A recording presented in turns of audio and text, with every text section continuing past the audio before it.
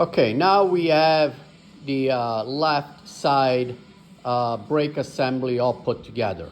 So we have the plate, the backing plate now mounted onto the spindle, and we have the shoes with the two springs and the retainers that hold the brake shoes to the backing plate. So this side is now all assembled. A couple things to note from the adjustment standpoint. There are two adjustments on these set of brakes. One of them is this cam right here, which there's a pin right here and there's a cam. The cam will hit the pin and adjust these shoes out and in. Okay, and there is a bolt in the back in here. It's kind of hard to see, but yeah, there it is. That as you turn that, it'll turn the cam and adjust, and there's one for the top shoe and there's one for the bottom shoe.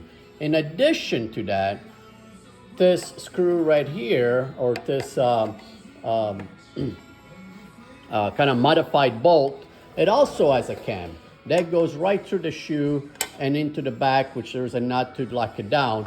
But as you turn this, okay, you can actually see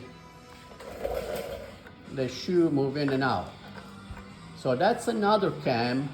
So what that does is adjust this. It adjusts the, hold on. Anyways, it adjusts the shoe in and out. So you have two adjustments, here and here, which tend to spread the shoes apart at the ends. And then you have the two little cams here, which tend to spread the shoes apart from the top and the bottom. So anyways, those are the adjustments. And I think it's so that you get the shoes to ride as the diameter of the shoes to ride as close as possible to the diameter of the drum, and you don't have one side of the shoe touching and not the other, but you have the entire radius here of the shoe touching the drum. So anyways, that's where we are. We'll go ahead and do the same thing on the right side, and we'll have the brake system at this point done. Just to note, here are the drums. They're ready to go in. They've been turned and cleaned and everything. Now, a thing to note about these drums, so they're pretty light, and that's because the drum itself is aluminum. Okay, so the drum is aluminum. I think it's both for weight and probably for heat dispersion. But the inside, okay, this ring that it's in here is a steel ring that it's pressed onto the aluminum drum. So, so the shoes actually ride against the steel ring, and then the rest of the drum is aluminum. So, anyways, those are the brakes that are on the OSCA. Okay, they're also a little bit. The shoes are a little bit wider than the normal brakes, and the diameter is a little bit bigger.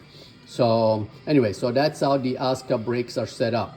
Again, the other difference, which I think I've noted before, is that the OSCA brakes have two brake wheel cylinders that drive the shoes. Typically, one side is fixed. You have a double cylinder on the other side that spreads the shoes apart.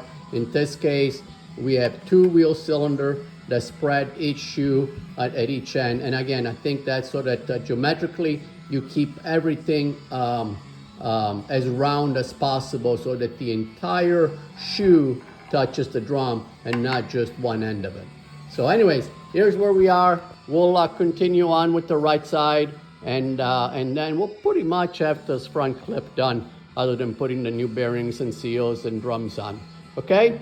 All right, catch you on the flip side.